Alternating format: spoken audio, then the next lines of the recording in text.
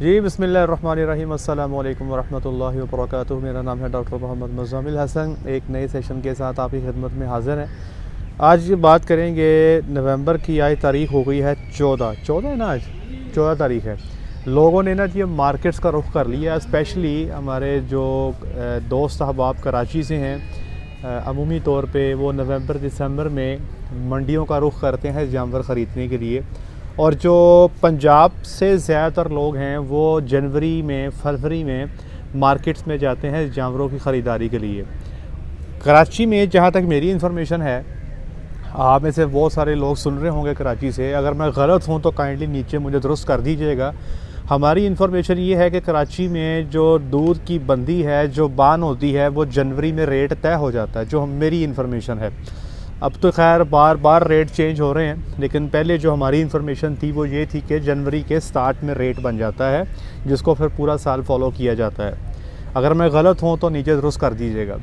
पंजाब में यहाँ पे अमूमी तौर पे जो रेट है वो अप्रैल के पहले हफ्ते में यहाँ पे उसका रेट जो है वो तय किया जाता है। पिछले साल 2022 में जो भी चल रहा है, बल्कि पिछला तो नहीं कहेंगे, इस साल कई दफ़ा रेट जो है ऊपर नीचे हुए हैं, क्योंकि चीज़ों की कीमतें कुछ इस तरह से प्लस माइनस हुई कि बार बार रेट जो है वो चेंज करने पड़ गए अभी। लेकिन जो तरीक़ेकार है वो ये है कि अप्रैल के पहले हफ्ते में जो है वो रेट सेट किया जाता है दूध का।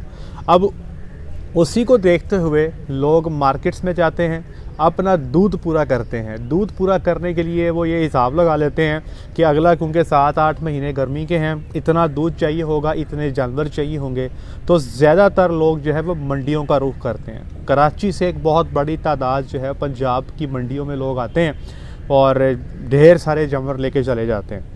अब कराची के जो लोग हैं उनकी ख़रीदारी मुख्तलिफ है, और जो हम पंजाब के लोग हैं हमारी ख़रीदारी मुख्तलिफ है। बहरहाल जो सी ख़रीदारी भी आप करें, मैं कुछ चीज़ा पॉइंट्स आपके साथ शेयर करने लगा हूँ। मंडियाँ जहाँ पर जो अच्छी मंडियाँ हैं, जो जिनसे हम जानवर लिया करते थे, अल्लाह का शुक्र है मुझे कई दफ़ा मंडियों में जाके जानवर ख़रीदने का मुझे इत्तफ़ाक़ हुआ है, और वो एक्सपीरियंस है आपके साथ शेयर भी करूँगा। आरफ वाला मंडी बहुत अच्छी मंडी है, बहुत ज़्यादा और अच्छी तादाद में, और आपको हर क्वालिटी का जानवर मिल जाता है। इसी तरह जो ओकाड़ा मंडी है वो भी ठीक है, और चीचा वतनी ये भी ज़बरदस्त मंडी है। अगर कोई दो ऑप्शन मुझे लेने हों तो मैं आरफ वाला और चीचा वतनी मंडी, यही दो ऑप्शन लूँगा। चीचा वतनी की जो मंडी है ये हर महीने की 19, 20, 21 को लगती है, और जो आरफ वाला मंडी है ये हर महीने की 9, 10, 11, 12 तारीख को लगती है। यहाँ पर हर तरह का जानवर मिल जाएगा, क्योंकि जो ख़रीदार है वो मुख्तलिफ़ किस्म के होते हैं। कुछ बंदे ऐसे होते हैं जिन्होंने दरमियानी कैटेगरी का जानवर लेना है, कुछ ने एवरेज, कुछ ने अच्छा, कुछ ने बहुत अच्छा। तो हर तरह के ख़रीदार मौजूद होते हैं, और वहाँ पर उस मंडी में आपको हर तरह के जानवर मिल जाते हैं। जैसे ही आप मंडी में जाते हो, आप जिस बंदे से पूछोगे वो आपको एक ही बात करेगा कि मेरी भैंस का 20 लीटर दूध है, जिसको भी पूछ लेंगे। और चूंकि मंडियों में एकड़े लगा दिए जाते हैं, और एकड़ा कहते हैं कि जानवर की चवाई रोक दी जाती है, उसके थनों का दूध खाली नहीं किया जाता, तो देखने में हैवाना ये फटने पे आया होता है, और कुछ बूस्टन का जो है वो इस्तेमाल कर लिया जाता है। देखने में यही लगता है कि ये जानवर 20 नहीं 25 तो करेगा, ऐसे ही लगता है। हर जानवर में यही लगता है कि ये 25 करेगा, लेकिन जब आप लेकर आते हो फार्म पे तो आप कहते हो यार ये उधर तो इतना दूध दे गया था, यहाँ तो हमारे पास इसने दूध ही कुछ नहीं दिया। अब मैं कुछ चीज़ा चीज़ें हैं जो आपसे शेयर करना चाहता हूँ। मंडियों में चूँकि 2 नंबरी हमारे ब्लड में शामिल है, और इसलिए आप सब लोग जानते हैं जो प्रॉब्लम हमारे अंदर है उसको हमें मानना चाहिए। पहले नंबर पे कोशिश करें कोई तजर्बेकार बंदा साथ ले जाएं, वो बहुत बेहतर है।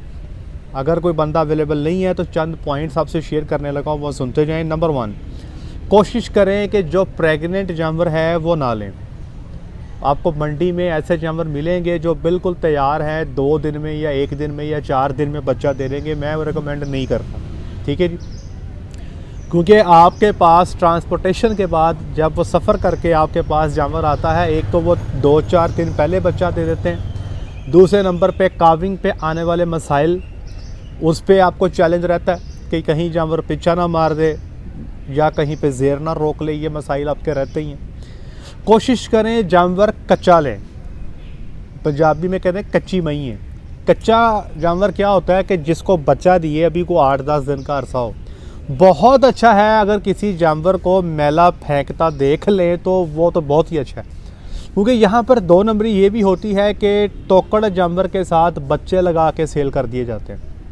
तोकड़ का मतलब ये कि ऐसा जानवर जो ना तो प्रेग्नेंट है, दूध भी नीचे कम रह गया, 4-5 चवाइयाँ रोक दी गई उसकी, कोई बच्चा नीचे उसका लगा के मार्केट में फ्रेश जानवर के तौर पे सेल कर दिया जाता है। जब वो जानवर आप लेकर आएंगे तो आप देखेंगे यार ये तो 3-4 लीटर से ऊपर ही नहीं जा रहा, वो कैसे जाएगा? वो अपनी ज़िंदगी का 7 महीने का दूध तो दे चुका है पहले ही। अब आप एक 7 महीने की सूई हुई भैंस को लेकर आएंगे, वो आपको क्या दूध देगी? आप फिर फ़ोन करेंगे डॉक्टर मुजम्मिल को, अपने इलाके के डॉक्टरों को, कभी उसको मेडिसिन दे, कभी उसको मिनरल दे, कभी उसको टीके लगा, कभी ये कर, कभी वो कर। आप कहेंगे यार पता नहीं है, दूध नहीं देती, भैंस बड़ी अच्छी है। वो नहीं देगी, उसने अपना सुबह दे दिया। अब ये पॉइंट साथ साथ नोट करते जाएं। तीसरे नंबर पे जब आपने भैंस ख़रीदनी है तो कोशिश करें कि भैंसों में एक मुनासिब कद का जानवर ख़रीदें। जो छोटे कद की मदरी भैंसें हैं, अगर तुमको बहुत ही नायाब पीस मिल जाए जिसके नीचे हैवाना बहुत बड़ा है तो अलहदा बात है। अदरवाइज़ दरमियाने कद से लेके बड़े कद की भैंस लें। ये जो भैंसें हैं ये आपको अच्छा दूध देंगी इंशाल्लाह, लेकिन नीचे हैवाना भी आपने देखना है। कोशिश करें कि जब हैवाने के अंदर जब थन हैं उनका फासला बीच में अच्छा हो, अगले थनों का और पिछले थनों का फासला अच्छा हो। अमूमी तौर पे हमने भैंस को, आप ब्रीडिंग का फॉल्ट कह लें या जो मर्ज़ी कह लें, हमने भैंस का बेड़ा कर कितना कर दिया है कि उसके अगले थनों का दूध रहे कुछ नहीं किया। कुछ भैंसों की अगाड़ी उक्का ही कुछ होती। अब जिस भैंस की अगाड़ी में 3 लीटर दूध होता है हम छलांगे मारते हैं कि यार इसके अगले 2 थनों से 3 लीटर दूध निकल आया। एक्चुअल में ज़्यादातर भैंसें जो लोग लेके आते हैं अगाड़ी में दूध होता है 1-1.5 किलो। तो कोशिश करें कि जो जानवर ख़रीदें उसकी अगाड़ी को लाजमी देखें। अगाड़ी से मुराद अगले 2 थन लाजमी देखें, वो देखना लाजमी है। उसमें जितनी कैपेसिटी ज़्यादा होगी उतने ही आपके जानवर जो हैं उसमें दूध की कैपेसिटी भी ज़्यादा होगी। लंबे थनों वाली भैंसें ना लें, ये बाद में अपने ही थनों पे बैठ जाती हैं, जानवर इनके थनों पर पाँव दे देते हैं, इनके थनों में स्वेलिंग आ जाए तो मसला बन जाता है। तो इतना थन का साइज़ हो जाए मेरी फिंगर जितना, या बेशक 4 इंच हो जाए, 3 से 4 इंच, ये ज़्यादा से ज़्यादा इतना होना चाहिए। इससे लंबे लंबे थन, ये मेरे हाथ जितने थन भी होते हैं ये नहीं लेने चाहिए, ये आपको गड़बड़ कर देंगे, आज नहीं तो कल लाजमी कर देंगे। फिर जब आप भैंस का सौदा कर लेते हैं, आपको पता लग गया कि ये भैंस आपका रेट तय हो गया, उसके बाद भैंस पास की जाती है। भैंस पास जब की जाती है तो एक गवाला, तगड़ा गवाला आपके पास होना चाहिए। हम ये भैंसें पास करते रहे हैं। पहले भैंस को चला के देख लें अच्छी तरीके से। दूसरा देख लें भैंस के जिस्म पे कहीं निशान तो नहीं। अमूमी तौर पे जो पीछा मारने वाली भैंसें होती हैं उनके जिस्म पे कहीं पर रस्सी के निशानात आपको देखने को मिलते हैं। तीसरे नंबर पे ये देख लें कि क्या भैंस अच्छे तरीके से अपने बच्चे को ले रही है। नंबर 4, भैंस के पास खड़े होकर स्मेल तो नहीं आ रही।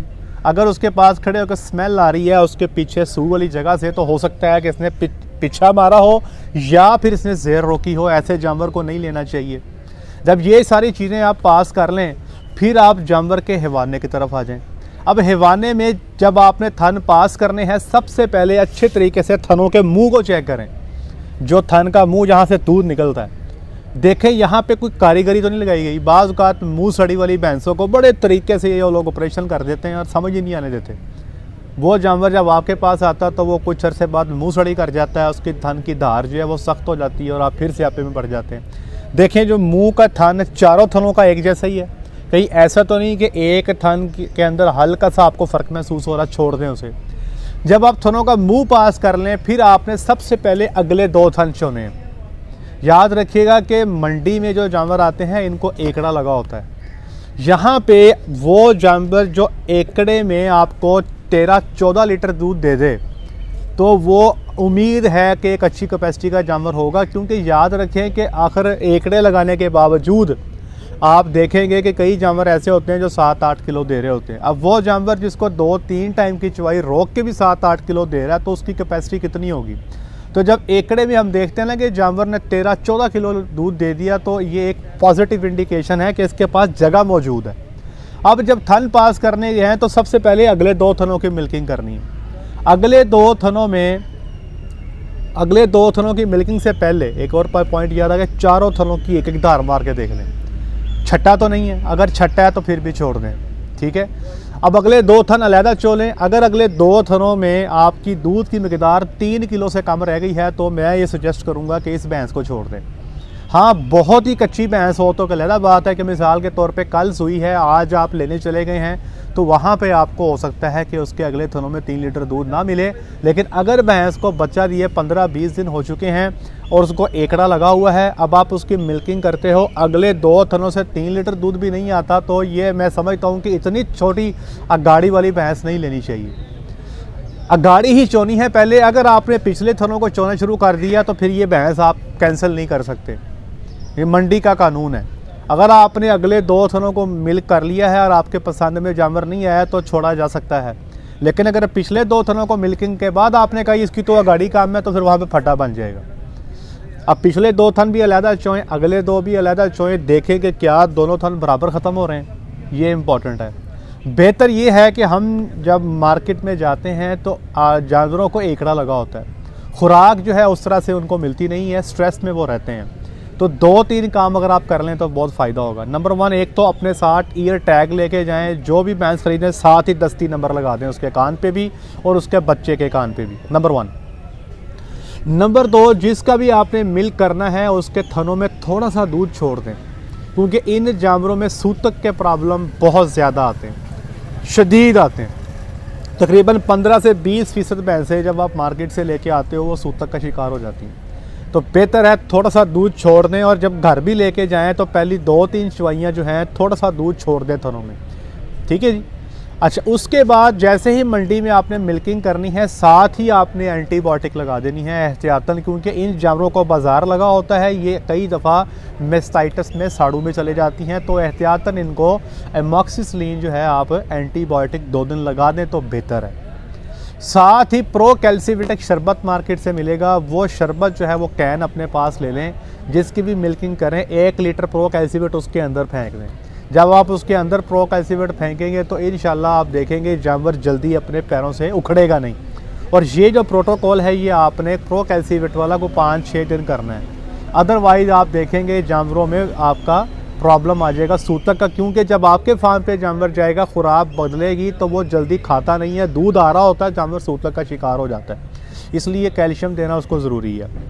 अच्छा, अब जो साथ बच्चा है, बच्चे अमूमी तौर पे चूँकि एकड़े लगे होते हैं, उनको भी 24 घंटे 36 घंटे खुराक नहीं मिलती, तो जब आपने भैंस को पास करना है उसका दूध जो है बच्चे को आपने लाजमी पिला लेना है। यहाँ पे बच्चे को भी मैं रिकमेंड करूँगा कि बेहतर है कि अगर आप बच्चे को फ्लैजल की टैबलेट्स दे दें, 2 गोलियाँ 400 मिलीग्राम की खिला दें और फिर उसका सफ़र शुरू करवाएं। और अगर आप उसको ORS दे सकते हैं बच्चे को तो वो ज़्यादा बेहतर है, ताकि अमूमी तौर पे देखने में आया कि बच्चे जो है जब आप मार्केट से जानवर लेकर आते हैं उनमें एक्सपायरी बहुत ज़्यादा होती है। कराची में तो कई सारे लोग ऐसे हैं जो मैं जानता हूँ वो बच्चे लेकर ही नहीं आते। पंजाब में भी बहुत सारे लोग ऐसे हैं जो बच्चे मार्केट में सेल कर देते हैं, लेकिन अगर आप बच्चे लेकर आ रहे हैं तो फिर उनका आपको पूरा ख्याल रखना पड़ेगा, ठीक है जी। जब आपके पास फार्म पे जानवर आ जाए तो उनको बाकी जानवरों से अलहदा कर दें। कोई किसी किस्म का टीका लगाने की ज़रूरत नहीं है। लोग पूछते हैं कि यार ये टीका कौन सा लगा दें, सफ़र करके आई हैं। बेहतरीन हल ये है कि जानवर को आके छोड़ दें और उसके पास ना जाएं कि पूरा मोहल्ला इकट्ठा हो जाए, ज़रूरत नहीं है। वहाँ पे खुराक पड़ी हो, पानी पड़ी हो, जानवर को उसके हाल पे छोड़ दें, वो खुद ही कुछ देर में रिलैक्स हो जाएगा। फिर मिल्किंग के टाइम पे उसको बांध दें, खुराक दें, जो भी आपका तरीक़ेकार है उसको अडॉप्ट करें, इंशाल्लाह जानवर चल पड़ेगा अल्लाह के हुक्म से। और इसलिए जब 1 से 2 दिन हो जाए जानवर को आए को, तो फिर जो मौके की वैक्सीन है, जैसे अभी अगर आप आजकल परचेजिंग करते हैं तो मेरा मशवरा ये है कि मुँह खोर की वैक्सीन लाजमी करें और बग़ैर किसी जो है ना जी दिक्कत के देर के करें, फौरी कर देनी बेहतर है, ठीक है जी। उसके साथ ही 3-4 दिन जानवर की सबकी बच्चेदानी चेक करें। अगर कोई इन्फेक्शन है तो उसको बच्चेदानी में दवाई रख दें ताकि इन्फेक्शन उसकी क्लियर हो जाए, ताकि आपने आगे जल्दी प्रेग्नेंट भी करनी है, ये सारे मामलात आपके इल्म में हों। हम लोग जो डॉक्टर हजरात हैं जो 20 दिन से नीचे जिस जानवर ने बच्चा दिया को 20 दिन से कम हुए, हम हाथ डाल के उसको चेक कर लेते हैं। अगर कोई भैंस ऐसी है जो आपको बताया ये गया है कि हफ्ता 10 दिन की सुई है, तो वो भी हम आपको हाथ डाल के कंफर्मेशन दे सकते हैं।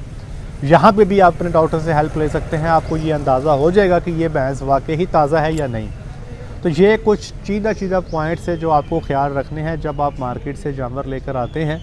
उम्मीद है कि आप इन चीज़ों को फॉलो करें, लिख लें, जहन में बिठा लें। इंशाअल्लाह उम्मीद है कि अल्लाह की ज़ात आपके साथ आसानी वाला मामला फरमाए। ये एक मैं बात बता दूँ, बहुत लंबे अरसे से हम भैंसें हमने ख़रीदी हैं। जब भी भैंस लेने जाते थे हमारी कोशिश ये होती थी कि 20 लीटर वाली ही सारी लेकर आनी है, लेकिन फिर भी अगर हम 20 भैंसें लेकर आए हैं या 30 लेकर आए हैं तो हार्डली 20 भैंसों में से कुछ 4 या 5 ही 20 को लगती थी, बकाया 16, 15, 16 पर रुक जाती थी। तो क्योंकि भैंसों में 20 लीटर नायाब है, तो इसलिए जब आप 20 का टारगेट सेट करके जाते हो फिर आपको 15, 16 वाली मिलती हैं। तो ये आपको देखना पड़ेगा कि आपने जो नस्ल लेकर आनी है, जो सिलेक्शन करनी है, वो बड़ी इंपॉर्टेंट है। ले जी, आज के लिए इतना ही। अपना ख्याल रखें, दुआ में याद रखें, 5 वक्त की नमाज़ अदा करें। अस्सलामु अलैकुम।